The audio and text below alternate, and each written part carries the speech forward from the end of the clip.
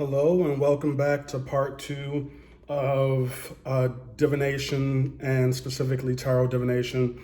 Once again, my name is Sin Elias, owner of Crescent City Conjure, and I'm doing these videos as a series because I teach a lot of people how to read cards. So in the last video, I said that we're going to be talking about the cards specifically. There are a couple of other things I want to talk about philosophically before we do that. The first is whenever you're creating a spiritual practice for yourself personally, and when you're in a spiritual tradition, being able to communicate with spirit is key, right? That's the purpose of a spiritual practice, communicating with spirit. So when we do have a consistent spiritual practice, we are deciding to engage in the process of evolution consciously, which means everything's going to be sped up for us. All the ups and all the downs are going to be sped up. And this means that we're going to sometimes need to have relatively quick answers to our questions, especially when you start seeing your life move according to how spirit is pushing you. You're going to want to have some answers about what's going on. And we need to make a lot of choices as spiritual people about who we're going to deal with, the situations we're going to involve ourselves with, and we want to have the wisdom of spirit to guide us. And this is another really important part of having a reading. Another aspect, if you're doing spiritual work, you need to ask spirit if it is beneficial to do the work before you do the work, and you're going to need a reading tool for that. Like I said in my last video, tarot is my reading tool, and so I'm going to hop right in. I'm going to be talking a lot about personal gnosis concerning my relationship with the cards. The reason why I want to take it from that perspective is because you can Google a whole lot about the basics of tarot cards, but I think personal gnosis is what's really missing. I don't hear a lot of people talking about their personal relationship with the cards or what it really means. So tarot cards have become very popular. Louis Vuitton recently released a collection that has tarot cards on its shoes and bags and stuff like that. As a tarot reader, I find this highly disrespectful, but hey, who am I? The cards for me have been a strong point of support in my life. They've gotten me through a whole lot of different circumstances. I don't approach them with the pop culture mindset that you see now. I approach them as a really important and significant tool in my life. So let's talk about, let's go back to the three fundamentals of a good reader: being able to receive the appropriate information, being able to know your tool, and being able to communicate well.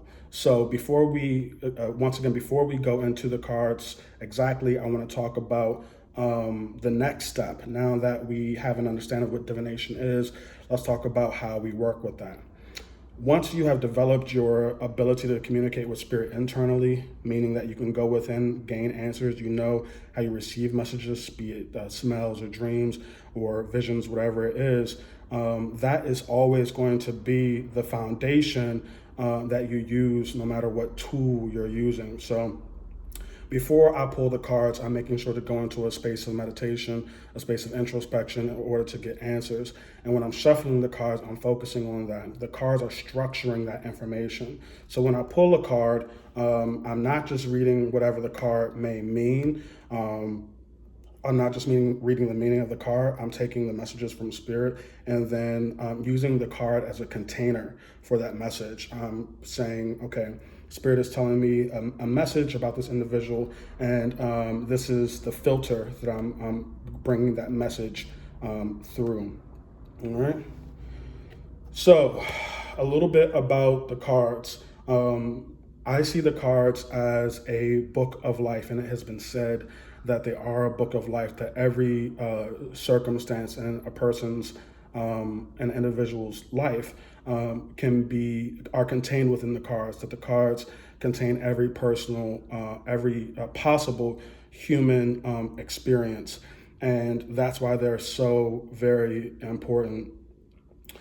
Over the years, I have a system now of teaching the cards that I think is very good. It boils down some really big art typical and esoteric concepts and ideas to things that are simple points that are easily understood by people who are newly approaching the cards.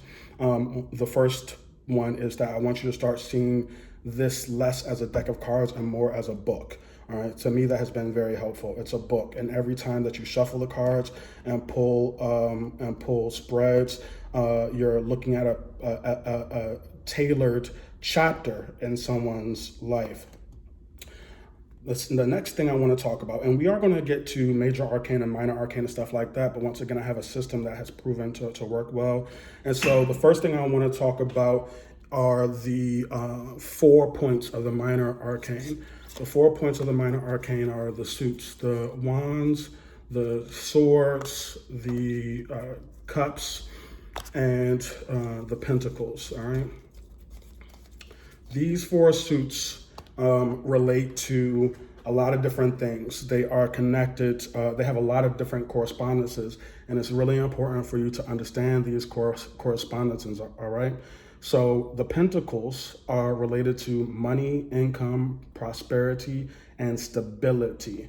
And the cards incorporate both physical and spiritual esoteric meanings, meaning that when we say the pentacles are related to prosperity, income, money, career, and stability, we're not just talking about your job. We're not just talking about how much money you make. We're talking about how well you maintain your routines. We're talking about the foundation of your life, so that's your support network, including your community. So it's really important to broaden your concepts of prosperity, income, and stability when you're talking about pentacles. Pentacles also represent the summertime. So whenever you're talking about timing, pentacles will represent the summer seasons. Pentacles often are the card that's most associated with pregnancy. I would go with a major arcane card if I was going to tell someone that they were going to be pregnant, but in supporting and clarifying cards surrounding pentacles with that, or if pentacles are surrounding that major arcane card, it supports the message that pregnancy is on the way or that community building is on the way. Next, let's talk about wands. Wands represent the springtime. They also represent fire, and they represent your motivation, determination, follow through, desires, and sex. All right, so once again, you need to approach these both physically and spiritually. So the wands represent how much you can get up and go, your motivation to get things done. They also represent your internal desires, and because wands are phallic in nature, they represent sex. More than any other deck in the card, they represent the physical act of sex.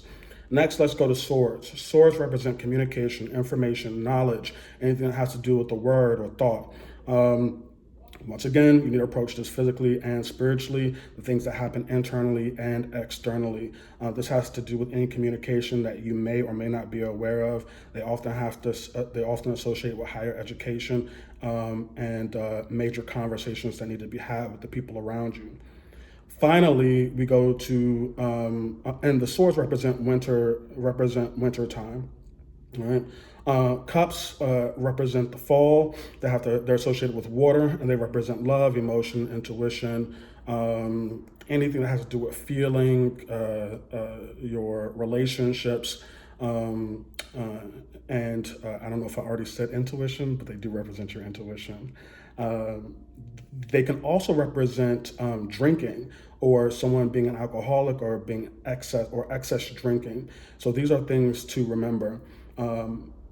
I really hope that you have a journal if you're watching these videos, and what I want you to write down are the 4 suits: the pentacles, the wands, the swords, and the cups. We're going to take this concept and then go into the major arcane card and see how the Fool and the Magician play with these concepts in the major arcane.